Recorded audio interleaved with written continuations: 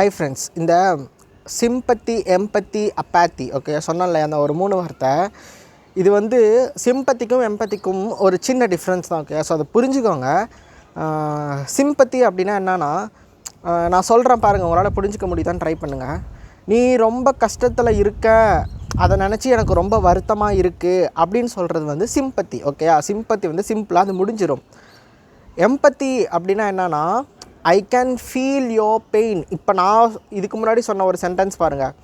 So ஏன்னா நீ கஷ்டத்தில் இருக்கன்னு எனக்கு ரொம்ப வருத்தமாக இருக்குது அப்படின்றதோடைய சென்டென்ஸோடைய தீவிரத்தன்மையை பாருங்கள்.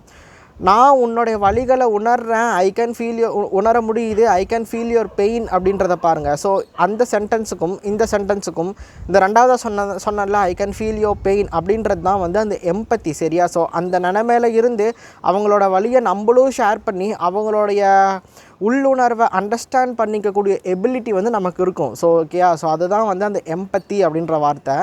சிம்பத்தி வந்து எத்தனையோ பேர் 2004 சுனாமி அன்னைக்கு அடிச்சிட்டு போனாங்க அப்படின்னு சொல்லி நம்மளால் வருத்தப்பட தான் முடிஞ்சிச்சு. சரியா? ஸோ நம்ம நிறைய பேர் வருத்தப்பட்டோம் இல்லையா? ஸோ 2004 வந்த டிசம்பரில் வந்துச்சு இல்லையா, கிறிஸ்மஸ் கிட்ட. ஸோ அந்த சுனாமி, அப்புறம் அந்த ஃப்ளட்டில் பாதிக்கப்பட்ட சென்னையில் வந்து ஃப்ளட்டில் பாதிக்கப்பட்ட விக்டம்ஸ் நினச்சி நம்ம வருத்தப்படுறோம். ஓகே, அந்த வருத்தம் அந்த சொல்கிறோம் இல்லையா, ஸோ அது வந்து sympathy. But I can feel your pain அப்படின்னா, I know what you are feeling now அப்படின்னா, எனக்கு தெரியுது இந்த நிலமை, அந்த நிலைமையில நம்மளே ஏற்கனவே இருந்திருப்போம். ஒரு ஸ்டூடெண்ட்டாக எனக்கு புரியுது நீ எவ்வளோ கஷ்டத்தில் இருக்க, உனக்கு ஃபீஸ் கட்டணும்னு சொல்லி உங்கள் ஃபினான்ஷியல் ப்ராப்ளம்லாம் இருந்தும் ஃபீஸ் கட்டவே இல்லை அப்படின்னு சொல்லி நீ எவ்வளோ மன உளைச்சலில் இருக்கன்னு என்னால் அதை உணர முடியுது அப்படின்னு சொல்லி சொல்கிறேன் பார்த்தியா. ஸோ அதுதான் வந்து எம்பத்தி. ஓகே, அதோ சிம்பத்தி எம்பத்தி. சிம்பத்தி வந்து கொஞ்சம் மேலோட்டமாக இருக்கிற மாதிரி சூப்பர்ஃபிஷியலாக இருக்கும். சூப்பர்ஃபிஷியல்னால் மேலோட்டம். சரியா? ஸோ சூப்பர்ஃபிஷியலாக இருக்கும். எம்பத்தி வந்து கொஞ்சம் டீப்பாக இருக்கும். ஸோ அவங்க இருக்கிற இடத்துட்டருந்து அவங்க பெயினை நம்ம ஃபீல் பண்ணுற மாதிரி அவங்களோட அந்த உள்ளுணர்வு, அந்த அந்த பெயின் ஃபீல் அதை வந்து நம்மளால் அண்டர்ஸ்டாண்ட் பண்ணிக்கக்கூடிய எபிலிட்டி வந்து நம்மக்கிட்ட இருக்கும். ஸோ அது வந்து எம்பத்தி. சரியா? சிம்பத்தி எம்பத்தி சென்டென்ஸ் கண்டுபிடிச்சி போடுங்க. ஒரு சின்ன ஹோம்ஒர்க். அதே மாதிரி என்னென்னா அப்பேத்தி. அப்பேத்தி அப்படின்னா என்து அப்படின்னு சொல்லுவாங்க. என்து இன்ட்ரெஸ்ட்டு, ஒரு க்யூரியாசிட்டி, ஒரு ஆர்வம், எதையும் தெரிஞ்சுக்கணும் அப்படிங்கிற ஒரு ஆர்வம் எதுவுமே இல்லை, அதுக்கு பேர் தான் அப்பேத்தி. ஓகேயா? ஸோ அதுதான் லேக் ஆஃப் இன்ட்ரெஸ்ட், என்தூசியாசம்.